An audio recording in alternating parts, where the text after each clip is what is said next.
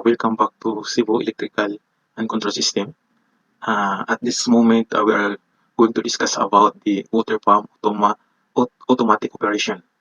So I have prepared here the schematic diagram and block diagram as well as the process diagram. So I will show you the control diagram of the water pump automatic operation. This is the control diagram of the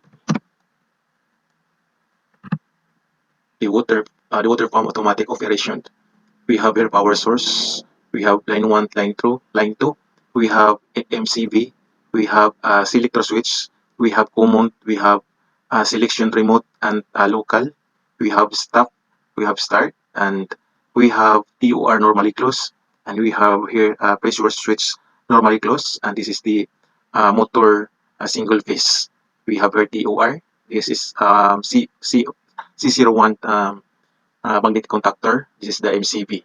So I will show you also the block diagram, which electrical components we are going to use for the water pump automatic operation. This is the block diagram. So all of these electrical component is required for the water pump automatic operation. This is the MCB, this is the magnetic contactor, this is the TOR, and this is the water pump. And this is the stop button, the start pause button, and this is a selector switch. So if you are going to do the wirings for this all electrical components for the water pump automatic operation, you have to just follow as per this schematic diagram.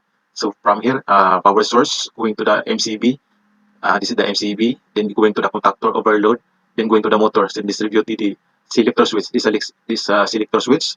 Here is this is the there's two position, remote and local selector switch. So this is the contactor. So if you want to do the wirings for the water pump automatic operation, just follow as per this schematic diagram. And then I will show you also the process diagram. That's very important. The process diagram. The process diagram. So this is the process diagram. So here we have water source. So water source, that is the suction of the water pump. Then discharge of the water pump. There is a pressure gauge to identify when you are start up this water pump. You should identify if there is pressure sucking from the water source based on this pressure gauge. So here, from the discharge going to the pressure gauge and then going to the check valve, you should put a check valve here because when you stop the water pump, the water it should not be returned going to the water source, so it will be black here. Check valve meaning non-return valve, so only one way direction of this this device.